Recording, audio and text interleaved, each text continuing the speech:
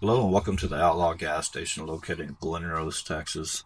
It was built by Ed Young in the Roaring '20s during Prohibition, when the sale, importation, production, and transportation of alcoholic beverages was banned. It was during this time that Glen Rose was known as the moonshine capital of Texas. Ed Young, the proprietor, was known for his entrepreneurial spirit and his knack for storytelling. It's rumored that the gas station served as a front for moonshine distribution, a common practice for many rural establishments during Prohibition. The station's strategic location made it an ideal stopover for travelers, possibly for those involved in the moonshine trade. While the full extent of the gas station's involvement remains shrouded in the mystery, it adds a layer of intrigue to the history. The construction of the gas station itself is a story of creativity and resourcefulness. Built in the 1920s, the station is distinguished by its use of petrified wood, a material that lends to the building and rustic charm and its sense of permanence. This choice of material was not only aesthetic but also practical, as petrified woods were readily available and provided durable building material that could withstand the harsh Texas weather. The use of the petrified wood in its construction is a nod to the natural beauty of the region and a testament to the ingenuity of the builders. The gas station's history is further embellished by tales of infamous outlaw duo Bonnie and Clyde Barrow, who roamed the central United States during the Great Depression. Legend has it that Bonnie and Clyde once visited the Ed Young Outlaw gas station, seeking refuge or perhaps fueling up their getaway car. While the details of their visit is stuff of local lore, the very idea of these notorious figures might have set foot in this gas station as a romantic and somewhat notorious allure to its history. The Ed Young Outlaw gas station operated until the 20th century, I believe. It shut down around the 1950s.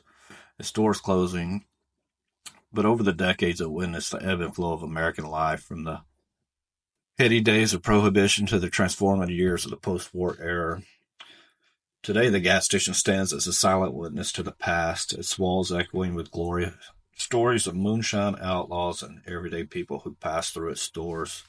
As you can see, guys, time is slowly claiming this gas station back. If you're ever in the Glen Rose area, coming out to visit, the Dinosaur State Park or Fossil Rim, or coming to see the Promise, there's a lot that Glen Rose has to offer. This is right on the outskirts of town. It's not real hard to find, and pretty much open to the public. You could drive right by this and have a look for yourself. But don't be like the people. You see them painted handprints there. Don't do that. I